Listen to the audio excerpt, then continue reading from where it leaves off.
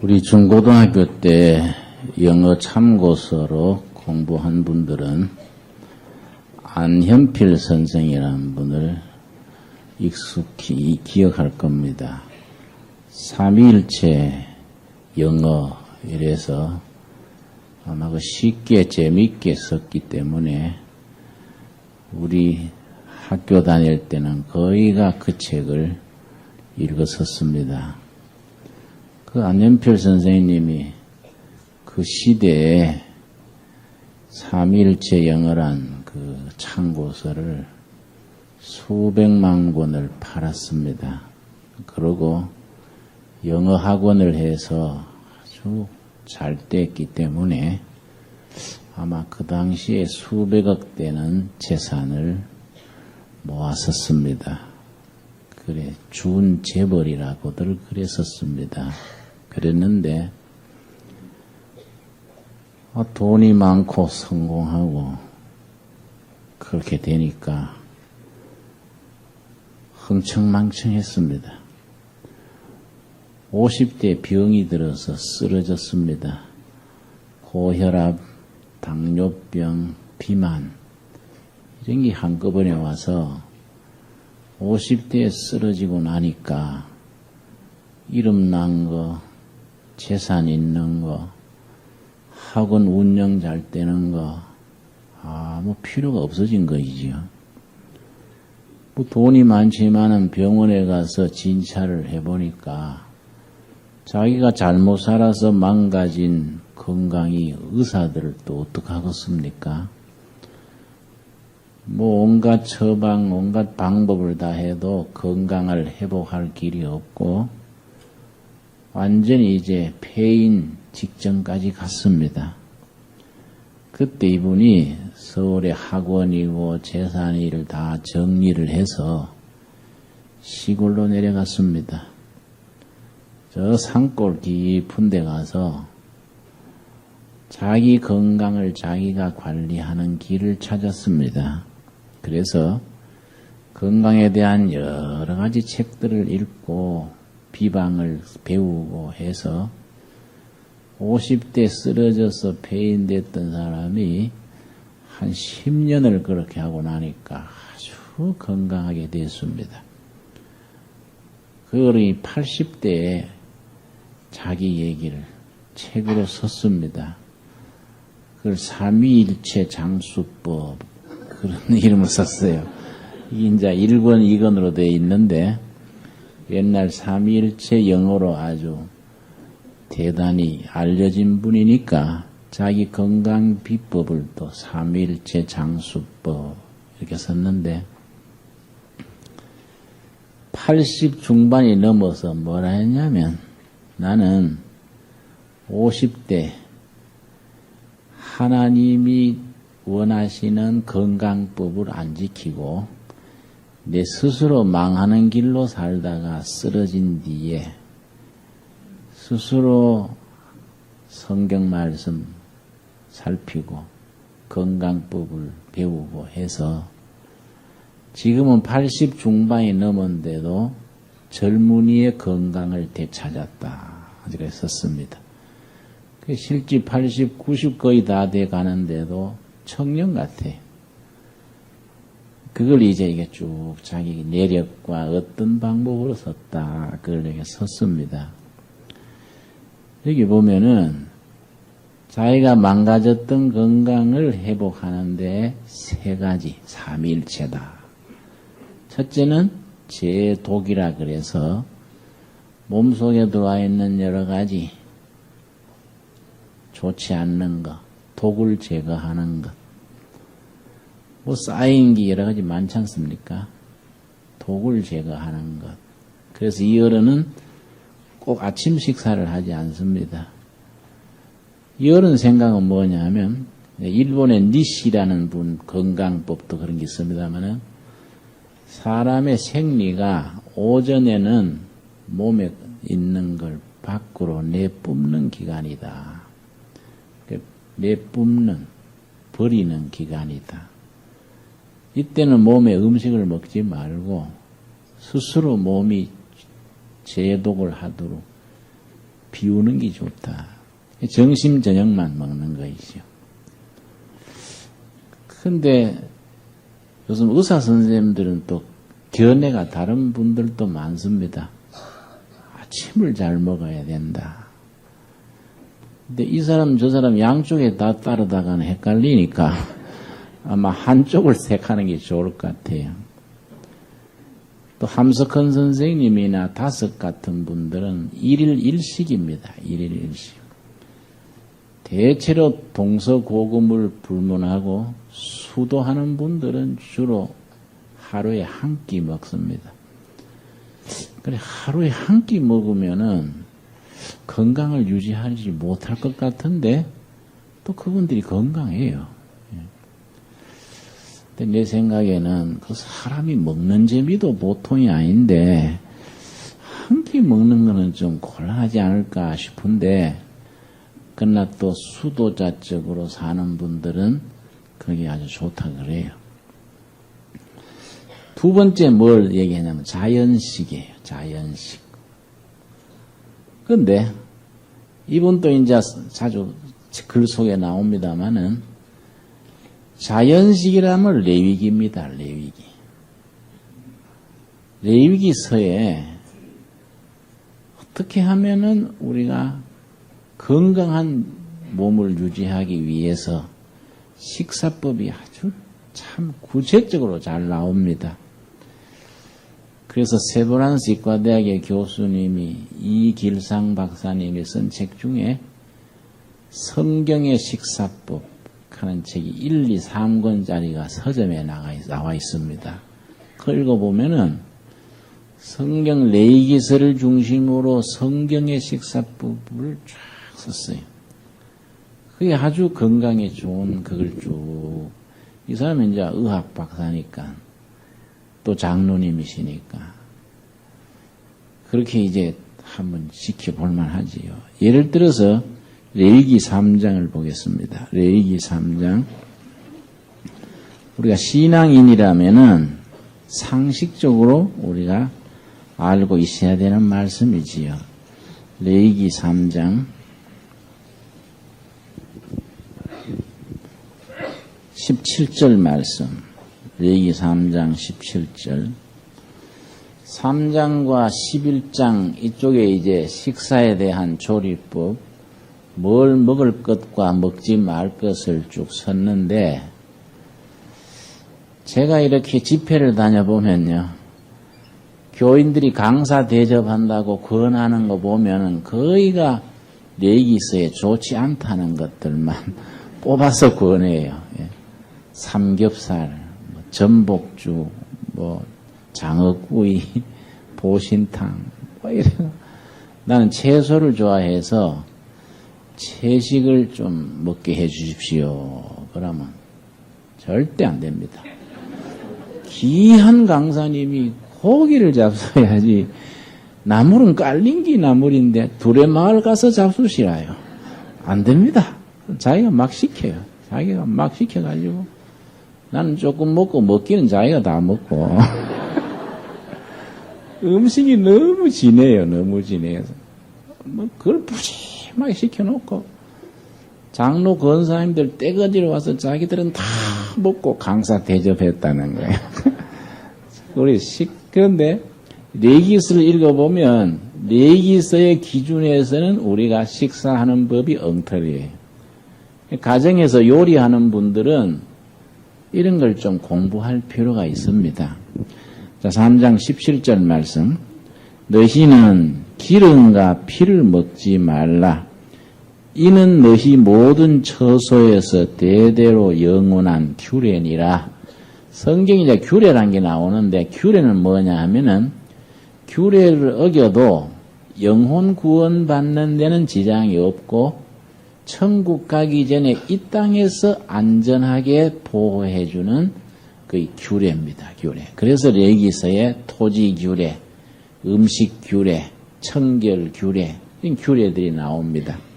이게 두 가지 뭘 먹지 말라 그랬습니까? 기름과 피를 먹지 말라. 지금은 기름이 건강에 뭐 동맥경화증이나 피를 탁하게 하거나 그게 나쁘다는 건 벌써 상식입니다. 지금은 그걸 뭐 설명할 필요도 없지요. 근데 이 성경에는 그걸 얼마나 자세하게 지시했냐면은 그 앞에 보면은 14절 말씀. 짐승을 잡으면은 구체적으로 소든 양이든 한 마리에서 얻은 부분의 기름 하나하나 다 얘기해 줍니다. 14절. 그는 그 중에서 예물을 취하여 여호와께 화제로 드릴지니 곧 내장에 덮인 기름과 내장에 붙은 모든 기름과 두 콩팥과 그 위에 기름 곧 허리 근방에 있는 것과 간에 덮인 끝풀을 콩팥과 함께 취할 것이요. 제사장은 그것을 단 위에 불사를 찌니 이는 화제로 드리는 식물이요 향기로운 냄새라. 모든 기름은 여호와의 것이니라. 짐승 한 마리 중에 먹으면 안 되는 기름을 구체적으로 부서부서 다 지적해 줍니다. 그래서 이걸 어떻게 하라 그랬습니까? 태워버려라. 요즘 환경을 공부하는 분들은 감탄을 해요. 짐승을 잡으면 피는 땅에 솟고 기름은 태워버려라. 이게 환경학적으로는 탁월한 견해란 겁니다. 기름이 땅에 쏟아지면 땅을 오염시키고 피는 땅에 들어가면 거름이 된다는 거예요. 땅을 비옥하게 하는 피는 땅에 쏟아버리고 땅을 오염시키는 기름은 태워버려라. 환경학자들은 그렇게 이해하는 것입니다. 그 기름이 몸에 들어가서 성인병을 유발을 하니까 먹지 말아라. 물론 성경에서 레위기서에서 성인병 예방으로 먹지 마라 한 것은 첫째 목적이 아니겠지요. 거기에 그들의 문화와 영적 의미 다 종합돼서 그렇겠지만은 현대적인 입장에서 볼 때는 거기에서 얻어지는 정말 건강의 이로움이 큰 거이죠. 짐승의 피는 절대 못 먹게 했습니다.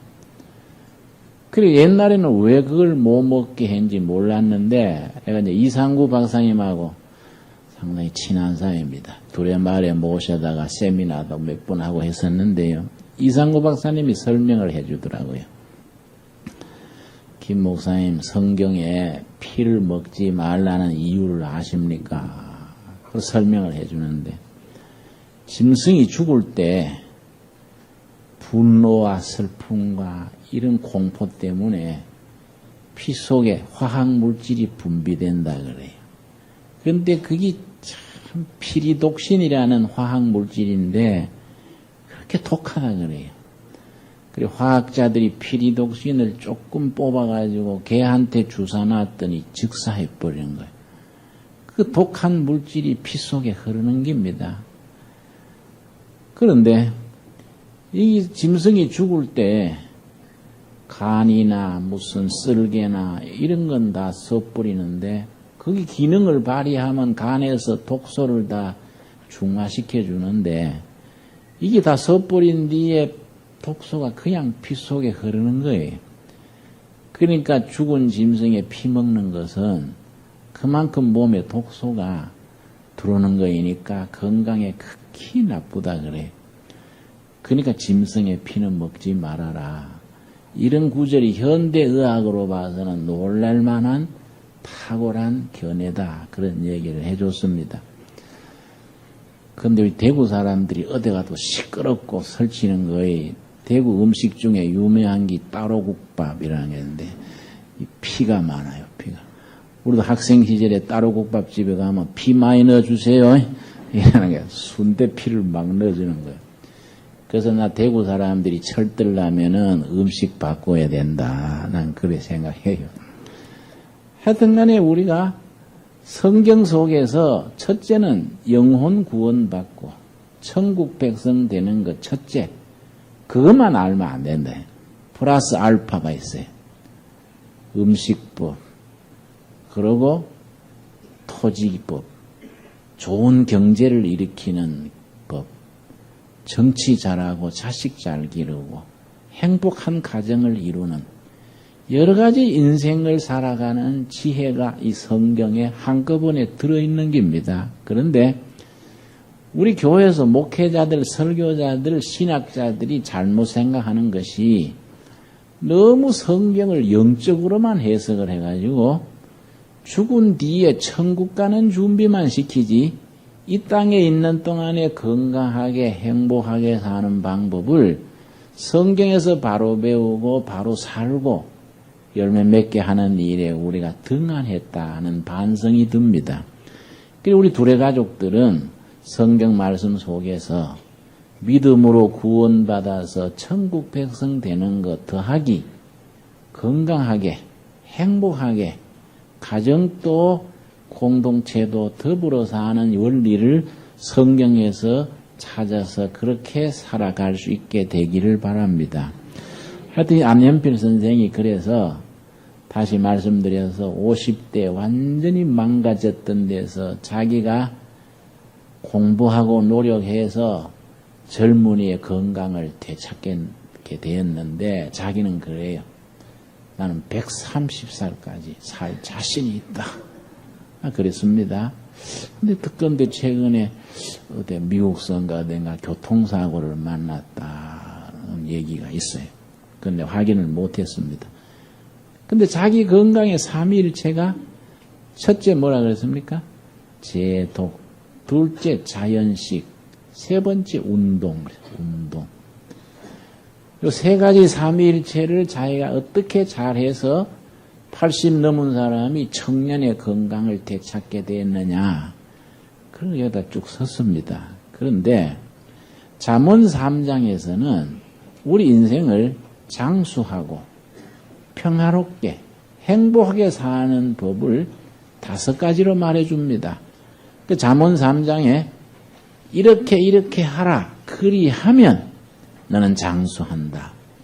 그리하면 너는 사람들한테 존귀케 된다. 그래하면 너는 단잠을 자게 된다. 이게 5번 나와요. 그리하면 이렇게 된다. 이걸 성경에서 우리가 잘 아는 바대로 조건부 축복이라고 그렇게 말합니다. 조건부.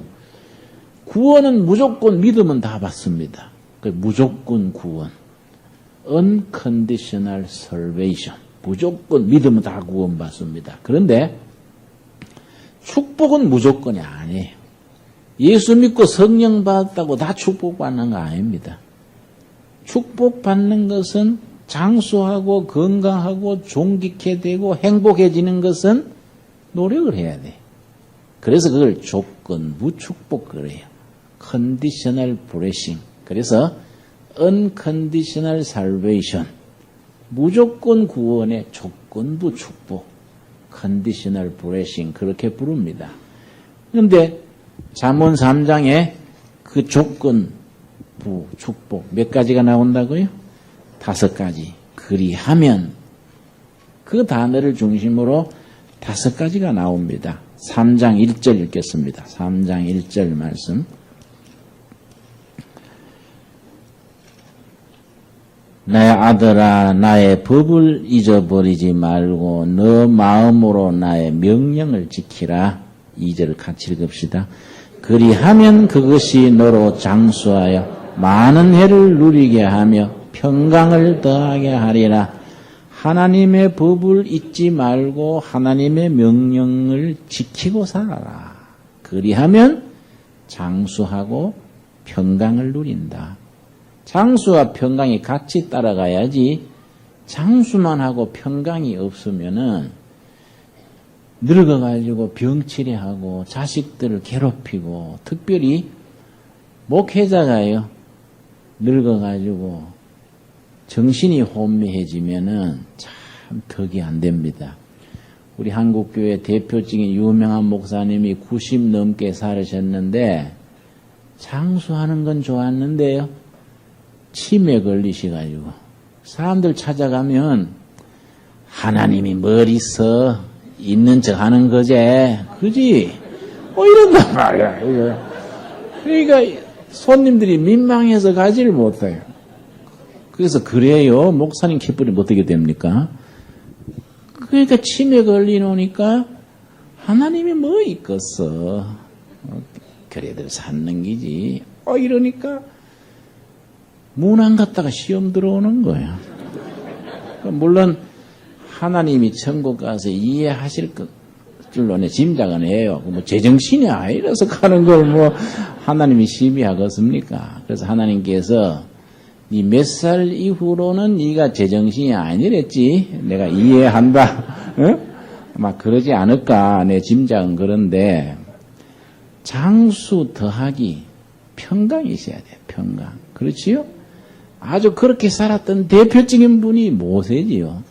신명기 34장 7절 보면은 이 말씀은 우리가 건강한 삶을 살아가는 우리들의 삶의 기준으로 삼아야 됩니다. 신명기 34장 7절 말씀. 자, 모세가 죽을 때의 내력이 아주 간단하게 확실하게 기록되어 있습니다. 34장 7절. 모세 죽을 때 나이 얼마라고요? 120세나 그 눈이 흐리지 아니하였고 기력이 쇠하지 아니하였더라. 120세 노인이 눈도 말짱하고 원기도 왕성하게 일하시는데 하나님이 어느 날 됐어. 너는 천국으로 와. 이웃집 나들이 하듯이 천국 간 겁니다. 여러분, 우리 둘의 가족들은 모세처럼 그렇게 살다가 죽게 되는 축복을 누리기를 바랍니다. 여기에는 자기를 영적으로 신체적으로 관리해야 된다는 겁니다. 그 관리해야 되는 기준을 잠언 3장에서 지금 말하고 있는 겁니다. 첫 번째, 하나님의 말씀을 기억하고 그 명령을 지키고 살아라. 그러면 장수하고 평강을 누린다. 이게 나이 들어갈수록 얼마나 심각해지냐 하면은, 우리 두레마을에 93세, 94세에 죽은 할머니가 계셨는데, 잊혀지지 않아요. 자식들이 5 있는데도, 이 늙은 어머니를 공원에 갔다가 버린 겁니다. 그게 어떻게 알려서 두레마을에 모셨는데, 나중에 그 자식들을 내가 만났어요. 그래서 내가 뭐라 그랬다고요. 요 강남에 내가 친안교회, 목사님 교회 안수 집사더라고요. 그 아들이. 그래서 당신 그럴 수 있어? 그 늙은 어머니를 그래 자식이 5남매에 있으면서 갖다 버려? 이거 참 나라 망할 짓이라고. 이랬더니 얼마나 미안해하고 부끄러워하면서 눈물을 글썽글썽하면서 목사님 이해 안 되시겠지만은 우리 사정은 이렇습니다. 아파트에 사는데 치매 걸려가지고 밤중에 나가서 가스를 틀어놓고 전기가스 언제 불이 날지 누구 늘 한 사람이 지키고 있어야 되는데 그러고 어때 또 라이터는 구해가지고 옷장 열고 청소하자 옷장에 라이터 불을 붙이고 이런 사정이 있습니다. 그런데 우리나라에는 치매 걸린 사람을 수용하는 대책도 없고 교회에서도 그런 대책도 없고 아마 내가 해외 출장 나간 사이에 우리 집사람이 그래 한 것 같습니다. 그래요. 그래 내가 그 교회 당회장하고 친하니까 내가 그렇게 얘기를 하고 수다. 그랬더니 아이고 목사님 두레마을에 특별 헌금 할 테니까 절대 말씀하지 마십시오. 그래서 내가 거기 왜 특별 헌금이 나오냐. 두레마을에 와가지고요. 국그릇에 대변을 놓아서 나한테 들고 와서 목사님 오뎅 드시라요. 아이고 할머니 오뎅이 아닙니다. 아이고 냄새 나는구만. 그러니까 아이고 아들 같은 목사님 입을 벌리시라요. 자기 생하는 오뎅을 손에 잡고 입을 벌리래. 여러분 이 치매 안 걸리려면은 말씀대로 살아야 돼. 그리고 매일 규칙적으로 기도하고 찬양하고 믿음으로 사는 사람들은 치매에 걸리는 확률이 이거는 거의 0%예요, 0%. 그건 뭐 일반 사람들에 비해서 영적으로 규칙 생활하는 분들은요, 치매에 잘 걸리지 않는 겁니다.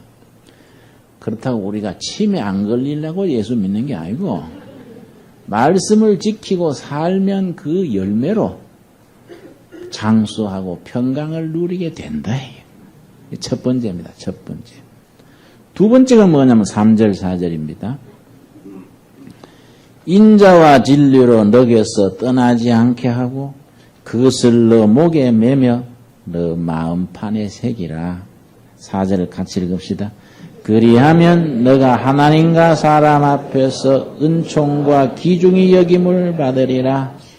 인자와 진리로 마음판에 새겨라. 이런 말씀 읽을 때 그 말의 뜻이 참 중요합니다. 이 말의 의미, 터미나라지. 그걸 확실하게 알아야 됩니다. 인자는 인간관계고 진리는 자기 자신과의 약속입니다. 인자는 사람에 대해서 너그러운 겁니다. 포용하고 너그러운 것. 진리는 자기 자신이 바른 겁니다. 자기 자신은 바르게 원칙을 따라 살고 다른 사람이 바르지 못하고 원칙을 어기는 것은 인간이기 때문에 그렇다는 것을 이해해라. 이 인자입니다. 인자. 그런데 우리가 거꾸로 하지요. 자기는 대충대충 하면서 다른 사람 못하는 것은 못 봐줘. 왜 그래 예수 믿나? 이렇게. 부부 생활에 왜 자꾸 부딪힙니까? 인간이 약하다는 것을 인자함으로 받아들이지를 못하면 상대방을 수용을 못해요. 그러니까 인자하려 그러면은 남편이 못된 짓 하고 엉뚱한 짓 하면 아이고 당신 수고해요. 엉뚱한 짓 하느라고 얼마나 고생해요. 내가 이해하겠수다. 이해하겠수다. 당신 잠깐 그러다가 제자리에만 돌아왔어. 근데 기도하겠수다. 인자요, 인자. 자식이 빗나가고 엉뚱한 짓 하면은 야야 한때 그래 빗나갈 때가 있니라. 빠르게 정산하고 내 자리에 돌아와라. 인자요, 인자. 진리는 자기 자신이 바른 겁니다. 이게 영적인 삶이거든요. 우리가 정말로 인간관계에 인자하고 자기 자신은 바르게 살려고 노력함으로써 거기서 얻어지는 게 뭐라고요? 4절 말씀 같이 읽읍시다. 그리하면 너가 하나님과 사람 앞에서 은총과 귀중히 여김을 받으리라. 하나님 앞에 은총을 입고 사람들 앞에 높임받는 것, 사람한테 존귀케 되는 것, 인자와 진리를 마음판에 새겨라. 세 번째 뭐이냐? 세 번째. 하나님의 인도함을 받아서 인생에 실족하지 않고 성공적으로 사는 길입니다. 이 세 번째입니다. 이게 5절, 6절입니다. 잠언 3장 5절. 5절. 너는 마음을 다하여 여호와를 의뢰하고 너 명철을 의지하지 말라. 자기 자신을 의지하지 말고 하나님을 의뢰하라. 6절 같이 읽읍시다. 너는 범사의 그를 인정하라. 그리하면 너 길을 인도하시리라. 하나님을 인정하라. 이 말은 적은 일이나 큰 일이나 뭐든지 하나님의 뜻을 살펴서 그 뜻을 앞세워라. 이 말이에요. 자기 생각과 자기 기준이 아니고 하나님의 뜻이 어떠신지요. 여러분 서점에 가면 기독교 서점에 가면요. 예수님은 어떻게 하셨을까? 그런 전 세계 기독교의 베스트셀러가 있습니다. 예수님이라면 어떻게 하셨을까? 미국의 조그마한 시에 있었던 실제 있었던 일인데요. 거기에 기업하는 분 한 분이 기업을 하다가 여러 가지 부정도 해야 되고 거짓말도 해야 되고 어렵단 말이에요. 한 분 말씀 읽다가 은혜 받고 안 되겠다. 내가 사장으로서 가정의 호주로서 매사에 예수님이라면 이럴 때 어떻게 하실까? 요 기준을 가지고 살아야겠다. 그렇게 실천을 해서 정말 열매 거뒀던 그 실제 얘기를 그 책에 쭉 쓰고 있습니다. 하나님을 매사에 인정하라. 그러면은 하나님이 너 길을 인도하시리라. 여러분, 자기를 과신하면 안 돼요. 자기가 자기를 믿어버리면 실패 근원입니다.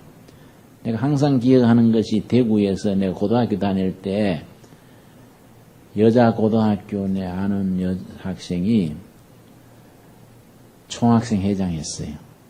공부도 수석하고 거기 얼굴도 미모예요. 미모와 실력과 지도력을 갖춘 여자인데요.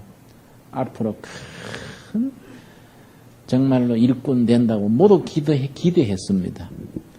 대학을 서울에 왔습니다. 대학교 다니다가 그 클래스에 아주 바람꾼 오상, 그래, 오상. 바람쟁이가 탐을 내가 미사무게 이번 휴일로 하고 등산 갑시다. 그러니까 그거 조심해야 되거든요. 뭐 딴 마음으로 하겠습니까? 그 바람쟁이가. 그러면 그 조심해야 될 게 있는데 자신이 있단 말이야.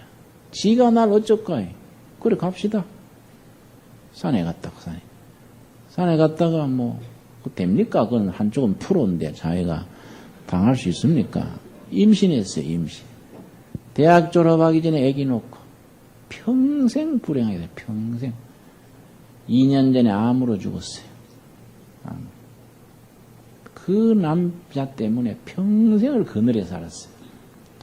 자기 자신을 과신하는 건 어리석은 겁니다.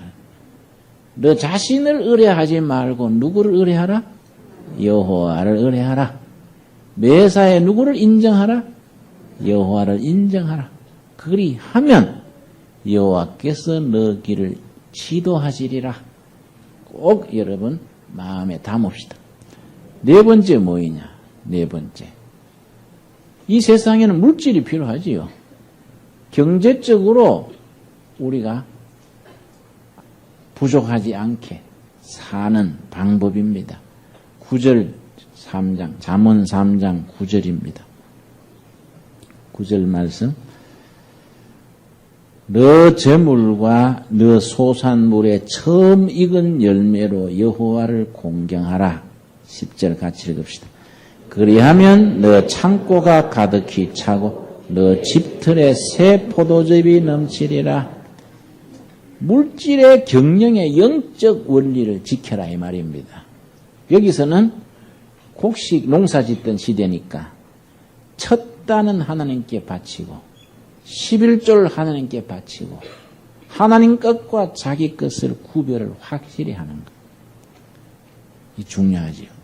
여기서는 농사를 지어서 첫 이삭은 반드시 하나님께 드려라. 그럼 여러분 자녀들이 학교 졸업하고 취직을 하면요.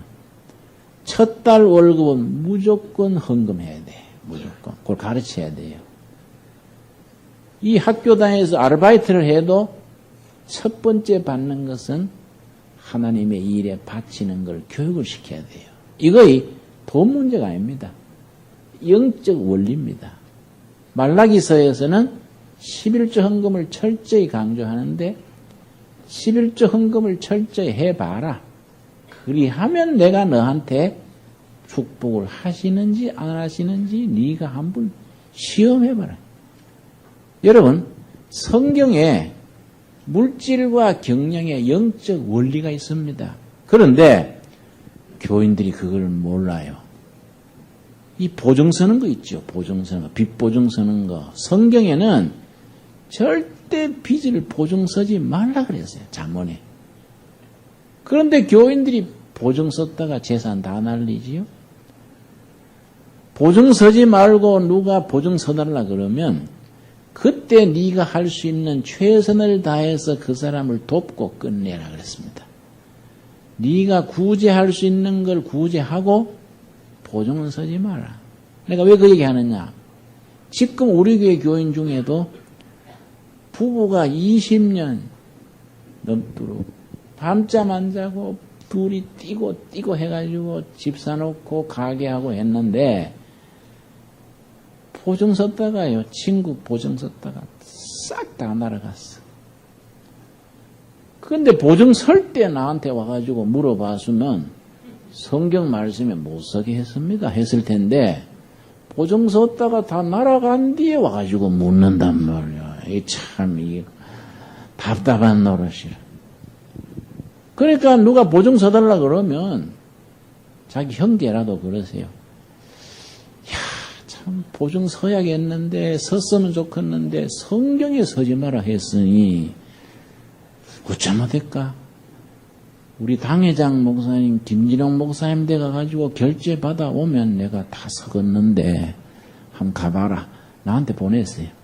그러면 내가 성경 말씀 찾아가지고 이거 보세요. 응? 우리 교회 교인한테 성경을 어기고 살아라 할 수 없잖아요. 응? 말씀으로 딱 정리해야 되지요. 이해가지요? 이거 원칙입니다. 원칙. 예, 앞으로 보증 섰다가 나한테 와서 뭐라 하면 내가 조금 지능이 모자란 사람으로 보겠습니다. 지능이 이거는 이 중요한 겁니다. 성경에 그런 원칙을 괜히 말했겠습니까? 그렇다고 보증 못 섭니다. 딱 끊지 말고 그 시간에 할 수 있는 네가 할 수 있는 도움을 다 베풀어야 해. 이거는 돕고 그냥 주고 끝내야지 보증 서는 게 아니다. 이게 하나의 원칙으로서 제시한 겁니다. 그렇게 하면 성경적인 경제와 경영, 재물에 대한 원칙을 내가 지키면 요즘식으로 말하면 네 저금 통장의 잔고가 항상 넘칠 것이고 누구한테 돈 꾸러 다니고 이런 게 없을 거이다. 이 말씀입니다. 그 다음 이제 몇 번째입니까? 5번째지요? 예. 자, 21절 말씀. 3장 21절 말씀. 18절부터 읽습니다. 지혜는 그 얻은 자에게 생명나무라. 지혜를 가진 자는 복이 있도다. 인생 살아가는 지혜, 참 삶의 지혜에 대해서 지혜 있는 사람이 복받는 사람이다 이거지요. 19절 여호와께서는 지혜로 땅을 세우셨으며 명철로 하늘을 굳게 펴시고 쭉 나온 뒤에 21절 내 아들아 완전한 지혜와 근신은 절제 조심스럽게 세상을 사는 겁니다. 엄벙덤벙 내키는 대로 하는 게 아니고 지혜와 절제 자기 자신을 자기가 다스리고 사는 것 근신을 지키고 이것들로 너 눈앞에서 떠나지 않게 하라. 그리하면 22절 그것이 너 영혼의 생명이 되며 우리 생명을 누리는 영혼의 감격이 온다 이거예요. 너가 너 길을 안전히 행하겠고 안전이란 말은 마음의 평화와 육신의 건강과 공동체의 번영 합친 겁니다. 이 단어가 중요합니다. 하나님의 지혜를 따라 살고 절제 근신하고 살면 네가 영혼의 평화, 생명력을 누리고 그러고 가는 길이 안전하다. 안전하다는 다시 말씀드립니다. 마음의 평화, 육신의 건강, 공동체의 번영. 안전히 행하겠고 너 발이 거치지 아니하겠으며 24절 같이 읽읍시다. 너가 누울 때 두려워하지 아니하겠고 너가 누운 중 너 잠이 달리로다. 여러분 단잠을 못 주무시는 분들이 있습니까? 이거 참 인생 사는데 얼마나 이게 손해인지요. 저는 잠을 달게 잡니다. 난 자는 게 아주 막 그렇게 행복하고 꼬시고 막 아주 좋아요. 그래서 나는 차 뒤에 항상 담요 벽에 싣고 다녀요. 차에 타면 자버려요. 목적지에 가서 깨는 거예요. 얼마나 행복한지 몰라요. 단잠을 잔다는. 그런데 내가 대학교 때 3, 4년 동안은 불면증 했거든. 불면증 그거 정말로 고질병입니다. 그거. 아이고 3시, 4시 되도록 잠 못 자고 엎치락 뒤치락 하다가 새벽에 살짝 자고 나면요. 그 다음날 하루 종일 뿌옇게 길을 걸어도 구름 밟고 다니는 것 같아요. 정신 집중이 안 되고요. 행복감이 없어지고요. 짜증스러워요. 그런데 내가 대학 졸업한 뒤에 2년 뒤에 복음을 깨닫고 예수님을 영접한 뒤에 그날부터 불면증이 안녕이야. 그날부터 얼마나 잘 자는지. 나는 덩어리가 땅에 닿으면 코를 봅니다.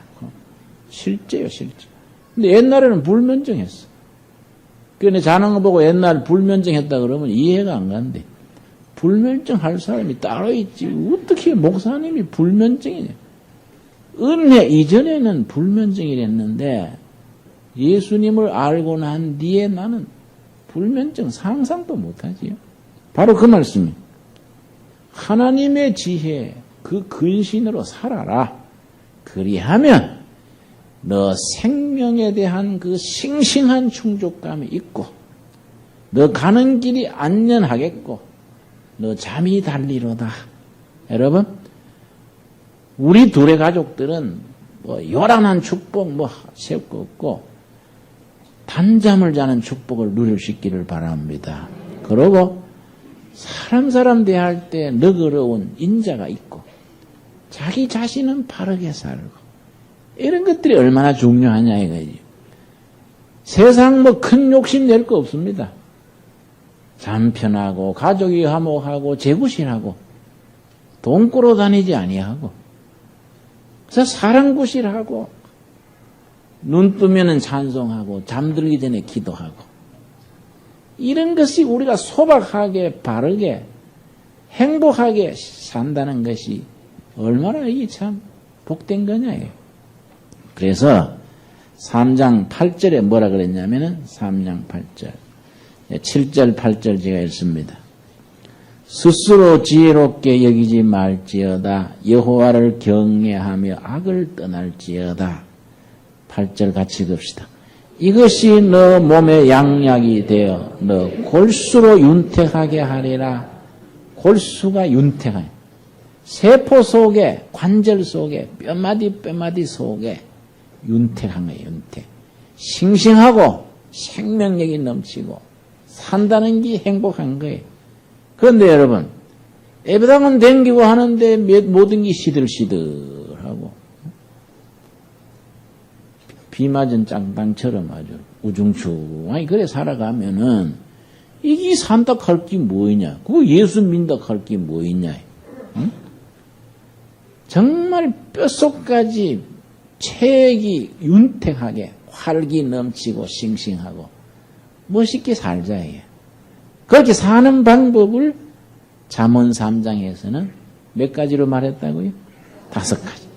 5가지 그리하면 꼭 마음에 담아서 삶이 윤택하고 행복하고 그 행복한 걸 이웃에게 전할 수 있는 그런 삶을 함께 누려갈 수 있기를 바랍니다.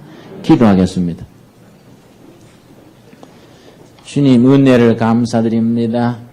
복음으로 인하여 우리 삶이 윤택하게 하셔서 감사드립니다. 하나님의 법을 기억하고 그 명령을 지킴으로 장수하고 평강에 이르게 하셔서 감사합니다.